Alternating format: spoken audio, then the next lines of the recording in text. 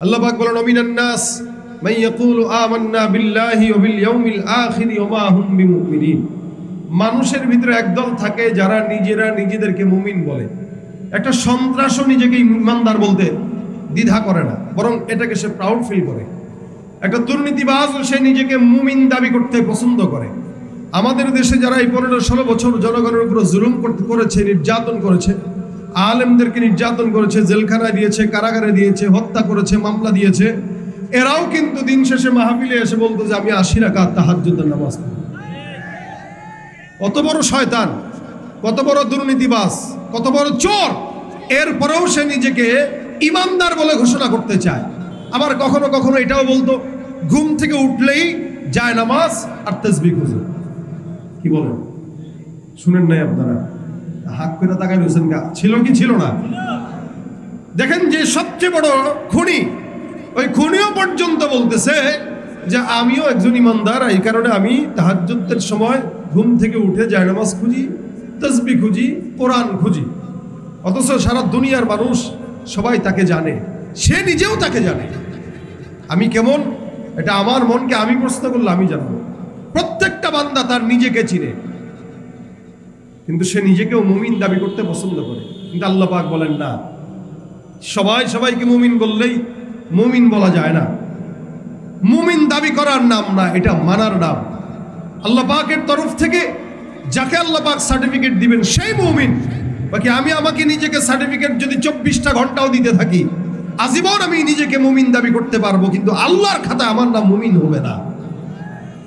তা আমার ইমানদার হিসেবে, আমার মুমিন হিসেবে আমার ইমানের ভিতরে যেন কোনো ভুল না থাকে, কোনো ঝামেলা না থাকে, সেদিকে লক্ষ্য রাখা আমার দায়িত্ব। হু আনফুসাকুম ওয়া আহলিকুম নার। আমরা নিজেদের থেকে অন্যের প্রতি আমরা বেশি নজরদারিটা রাখি, অথচ আমার দিলে যত গুনাহ আছে, আমার নিজের পিছনে যত গুনাহ আছে, এগুলোর প্রতি যদি আমাদের কোনো চিন্তা থাকতো তো আমার গুনাহ দূর করার সময় আমার হইতো, আরেকজনের গুনাহে হাত দিয়ে নাড়াচাড়া করার সময় আমার হতো না। কিন্তু আমাদের অন্যের গুনাহের পিছনে নাড়াচাড়া করার সময় হয়, নিজের ভুলগুলো শুধরে দেওয়ার সময় নিজেরই হয় না। যার কারণে বড়দের ভুল ধরতেও আমরা দ্বিধা করি না। বড়দের ভুল যা মন চায় বলে ধরে দিচ্ছি, যা মন চায় করতেছি। অথচ আল্লাহ পাক বলেন মুমিন ইজতানিবু কাসীরাম মিনাজ-যন্ন, ধারণা থেকে বাঁচো। প্রত্যেকটা ইমানদারকে আল্লাহ পাক এটাই বলেছেন।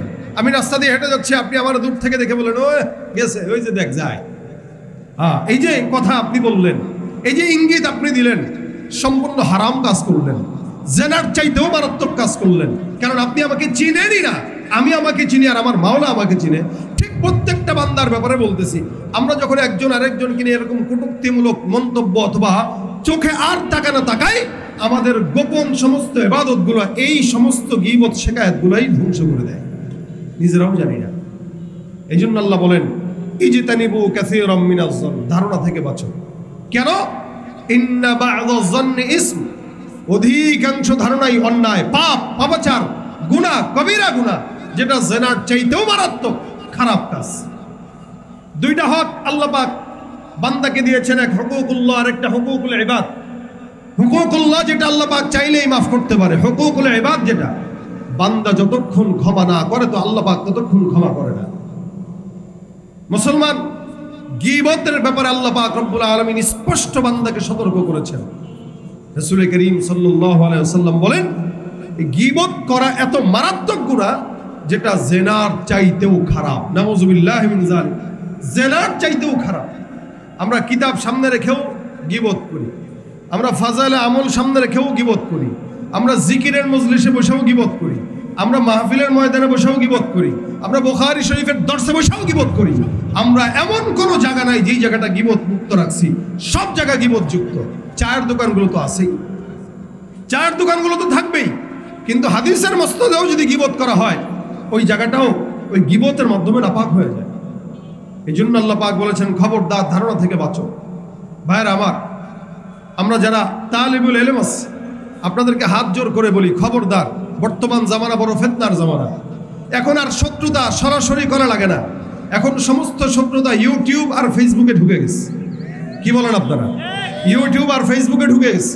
আমাদের শত্রুতা কেন আমরা নিজেরাও জানি না। কাকে বকা দিচ্ছি, কাকে বন্ধু বানাচ্ছি, কাকে ভালোবাসছি আর কাকে দূরে ঠেলতেছি আমরা নিজেরাও জানি না। যাকে ভালোবাসতেছি সেও আল্লাহর গোলাম, যাকে শত্রুতা করতেছি সেও আল্লাহর গোলাম, যাকে মহব্বত করতেছি সেও আলেম, যাকে গালি দিচ্ছি সেও আলেম। এরা তো সবই এক রাস্তার, আমিও তো তাদের কাতারে। তা আমি কাকে ছাড়বো, কাকে ফেলবো, কাকে বকা দিব, কাকে দূরে রাখবো, এই চিন্তাটুকু করার সময় আমাদের হয় না। এই কারণে নাহাবী মিনের ছাত্ররা, 10 বছর বয়সের ছেলেরা, 20 বছর বয়সের সন্তানেরা, 15 বছর বয়সের সন্তানেরা পর্যন্ত আমাদের মাথার মুকুট ওলামা একরামদেরকে নিয়ে মন্তব্য করতে দ্বিধা করে না। খুব দুঃখের সঙ্গে কথাগুলো বলতে হয়, গত 2 দিন ধরে যেই ফেসবুকে গীবতের চর্চা চলতেছে, আমাদের ভাইয়েরা যেভাবে গীবত আর গোস্ত নিয়ে টানাটানি করে খাচ্ছে, এতে যাকে নিয়ে আপনি টানাটানি করতেছেন তার কোনো দোষ হবে না, তার কোনো ক্ষতি হবে না, ক্ষতি আপনার আর আমার। দিন শেষে বদদোয়াগুলো আমাদের মাথার উপরে জমা হচ্ছে। আমরা মহিউস সুন্নাহকে নিয়ে কথা বলবো, উনি আমাদের মুরব্বী। আমরা শেখুল হাদিসকে নিয়ে কথা বলবো, উনিও আমাদের মুরব্বী। যারা এক পক্ষ নিয়ে কথা বলে আরেক পক্ষকে গালি দিয়ে আসমানের থেকে জমিনে নামাতে চায়, এরা কোশ্চেন কালেও আমাদের বন্ধু ছিল না, এরা তৃতীয় পক্ষ মুনাফিক ছাড়া কিচ্ছু হতে পারে না। এদেশের ওলামা একরাম সবাই আমাদের মাথার মুকুট, সবাই আমাদের মাথার মুকুট। কেউ যদি আমাদেরকে আদরের সাথে 2টা কথা বলে, আমরা সেটাকে বরকত যদি মনে নাই করতে পারি, তা আমাদের দুর্বলতা। হ্যাঁ, বড়রা বড়দের সাথে কি করবে এটা বড়দের হিসাব, আমরা ছোট হিসেবে আমাদের উচিত হইল বাস চুপু দেখতে আর করা, চুপ থাকি শেষ। কারণ যে বিষয় নিয়ে কথা বলছেন, এই বিষয়টা যদি যৌক্তিকতার সাথে কোরআন সুন্নাহ মোতাবেক ভুল হয়, তাহলে আপনি গুনাহগার হবেন। সহি হবে কি হবে না এটা তো অনেক পরের বিষয়, ভুলও হইতে পারে, সহি হইতে পারে। আপনি সন্দিহান যখন চলে আসে তখন আপনি চুপ থাকেন, বাস অন্তত গীবত থেকে বাঁচেন। এই জন্য প্রত্যেকটা ছাত্র, প্রত্যেকটা মানুষের ব্যাপারে আমি নিজেকে বলতেছি, গীবত এটা জিনার চেয়ে খারাপ। রাসূল বলেছেন কেন? জিনা যখন মানুষ করে, নাফসান গুনাহ করে, নিজে ব্যক্তিগত গুনাহ করে, এটা আল্লাহর বান্দা জানে, আর কেউ জানে না। আর গীবত যখন করা হয়, একটা মানুষের সম্মান নিয়ে টানাটানি করা হয়, একটা মানুষের হক নষ্ট করা হয়। রাসূল করিম সাল্লাল্লাহু আলাইহি ওয়াসাল্লাম বলেন, কিয়ামতের ময়দানে নিশ্চিত জান্নাতি ব্যক্তি শুধুমাত্র গীবতের গুনাহের কারণে পিছন থেকে যার গীবত করলো ওই ব্যক্তি এসে টান দিয়া ধরে বলবে, ভাই হক নষ্ট করছিলা, এখন আমাকে সওয়াব দাও। নিশ্চিত জান্নাতি ব্যক্তি তাকে সওয়াব দিতে যায়, সে জাহান্নামী হয়ে যাবে। আর যার গীবত করেছিল সে জাহান্নামী হওয়া সত্ত্বেও তার থেকে নেকি নিয়া আল্লাহ পাক তাকে জান্নাত দিয়ে দেবে। গীবত করা সওয়াব না গুনাহ? বলেন না জোরে, সওয়াব না গুনাহ? আল্লাহ পাক বলেন, ইন্না বা'দাজ যন্নি ইসমু ওয়া লা তাজাসসু ওয়া লা ইয়াগতাব বা'দুকুম বা'দা আইয়ুহিব্বু আহাদুকুম আইয়াকুলা লাহমা আখিহি মাইতান ফাকারিহতুমু। খবরদার, কেউ কারো গীবত করবা না, শিকায়াত করবা না। আমাদের দেশে এক রাজনৈতিক দল আরেক রাজনৈতিক দলদেরকে গালি দেয়, এক রাজনৈতিক নেতা আরেক রাজনৈতিক নেতাকে কুলুক্তি করে কথা বলে, এক আলেম আরেক আলেমকে কুলুক্তি করে কথা বলে, এগুলো সব গীবতের অন্তর্ভুক্ত। তবে হ্যাঁ, রাজনৈতিক নেতা যারা, এরা একজন একজনকে গালি দেয়, কেন চোর গালি দিবে, এটা স্বাভাবিক। আমাদের দেশের যারা রাজনীতি করে, ইসলাম ছাড়া যতগুলো দল আছে সবগুলা একে একে খালাতো ভাই, চোরে চোরে খালাতো ভাই অবস্থা। ঠিক কিনা জোরে বল? যতই রাজনৈতিক দল আসুক না কেন, আপনারা মনে করেছেন স্বৈরাচারীদেরকে বিদায় করেছেন মনে হয় শান্তি আসবে, কিন্তু না না। এক স্বৈরাচারীকে বিদায় করতে দেরি হয়েছে, হাতের বদল হয়েছে, কিন্তু চাঁদাবাজদের বদল হয় না। যাদের হাতে যায় ক্ষমতা, দেশ যেন বাপের ভিটা, রাখতে চেয়ার শুরু করে বিদেশিদের পাচাটা। যাদের হাতে যায় ক্ষমতা, দেশ যেন বাপের ভিটা, রাখতে চেয়ার শুরু করে বিদেশিদের পাচাটা। বিদেশিদের কথা মতো চালায় ওরা নিজের দেশ, বিদেশিদের কথা মতো চালায় ওরা নিজের দেশ। দেখতে দেখতে গোল্লায় গেল আমার সোনার বাংলাদেশ। একে একে শেষ করেছি, সবার দেখা হইল শেষ। দেখতে দেখতে গোল্লায় গেল আমার সোনার বাংলাদেশ, দেখতে দেখতে গোল্লায় গেল আমার সোনার বাংলাদেশ। মুসলমানের দেশটা মোদের আছে খাতা কলমে, দোষের দোষী যে বাজারেই শাস্তি পাবে আলেমে। মুসলমানের দেশটা মোদের আছে খাতা কলমে, দোষের দোষী যে বাজারেই শাস্তি পাবে আলেমে ওরা ইসলাম বেচে ক্ষমতাটা পাকাপোক্ত করে বেশ ইসলাম বেচে ক্ষমতাটা পাকাপোক্ত করে বেশ দেখতে দেখতে গোল্লায় গেল আমার সোনার বাংলাদেশ দেখতে দেখতে গোল্লায় গেল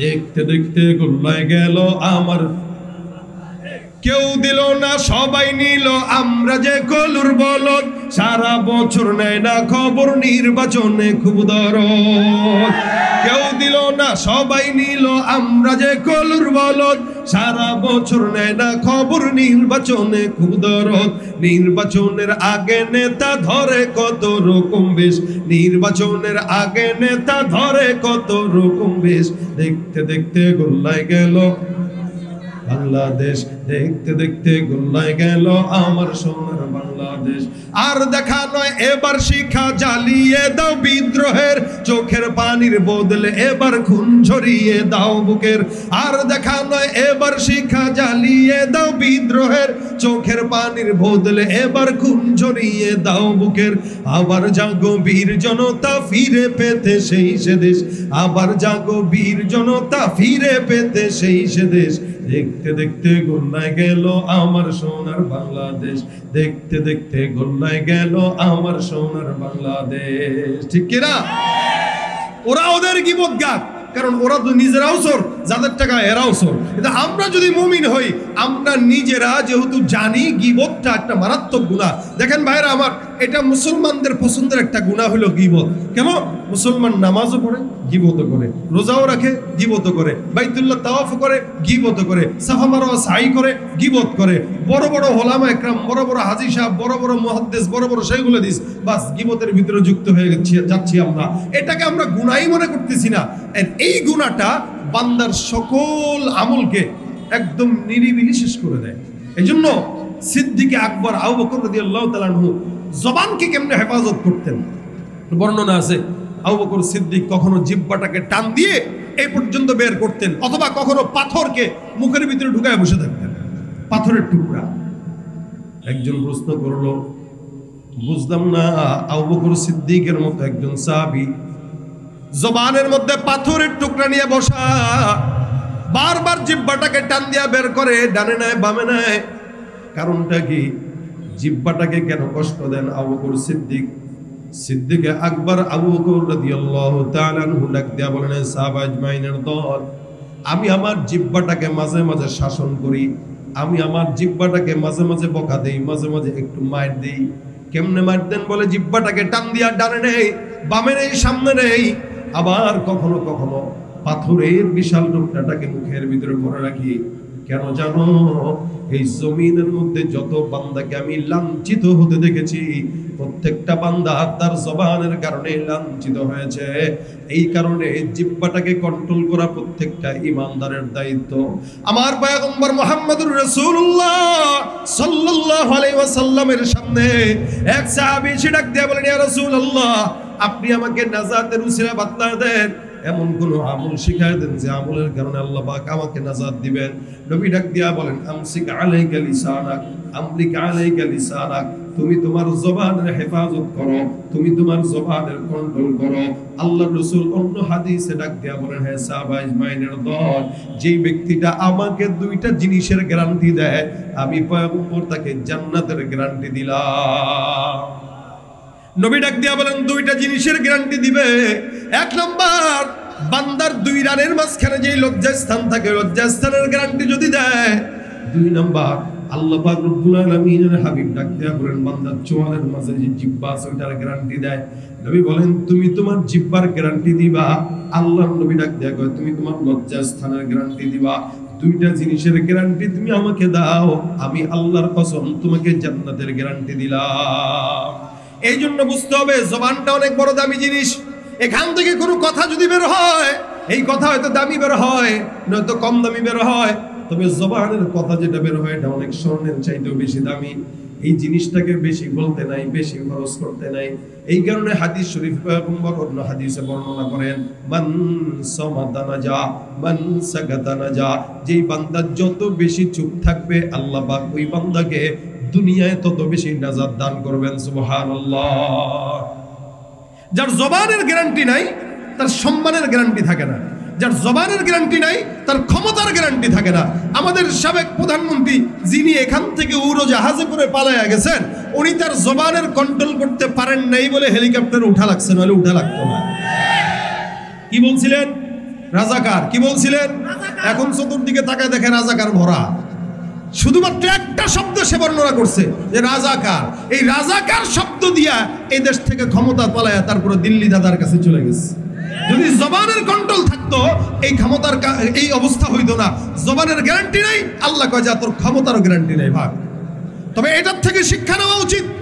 বর্তমানেও যারা ক্ষমতা না পেয়ে মন গলা খাওয়া শুরু করে দিয়েছে, যারা ক্ষমতা না পেয়ে চাঁদাবাজি শুরু করে দিয়েছে, যারা ক্ষমতা না পেয়ে দোকানদার থেকে চাঁদাবাজি নেয়, যারা ক্ষমতা না পেয়ে রাস্তাঘাটের ট্রাক থেকে চাঁদা উঠায়, এদেরকে বলতে চাই তোমরা এতদিন পর্যন্ত মাজলুম ছিলা, এখন ক্ষমতা না পেয়ে যদি তোমাদের ঘাড়ের রগ মোটা হয়ে যায়, ওদেরকে বিদায় করতে 40 মিনিট লেগেছে, তোমাদেরকে বিদায় করতে 20 মিনিটের সময় লাগবে না। ঠিক কিনা জানা? এই জন্য আমি বলবো অনেক দেখা হয়ে গেছে, এই দল ওই দল সব দল আমরা দেখেছি, ইসলামটা দেখা বাকি। কোরআন সুন্নাহ মোতাবেক যারা চলে এদেরকে দেখা বাকি। এই দেশ যদি ইসলামী রাষ্ট্র হয়ে যায়, এদেশে যদি কোরআন সুন্নাহর আইন পাশ হয়ে যায়, আশা করা যায় শান্তি আসতে বাধ্য। ঠিক কিনা জোরে কর? নয়তো ক্ষমতার পালা বদল হবে, চোরেরা বিদায় হবে না, ঘাপটি দিয়ে বসেই থাকবে। যারা আসে যারা যায় এরা একই পাখির দুই ডানা। ঠিক কিনা জোরে কর? একই পাখির। এই কারণে ভাইরা আমার খুব বুঝবেন, আল্লাহ পাক রব্বুল আলামিন বান্দাকে মর্যাদাবান বানাইছেন, জবানের হেফাজত করতে বলছেন। জবানের হেফাজত না থাকলে ক্ষমতাও টিকে না, জবানের হেফাজত না থাকলে সম্মানও টিকে না।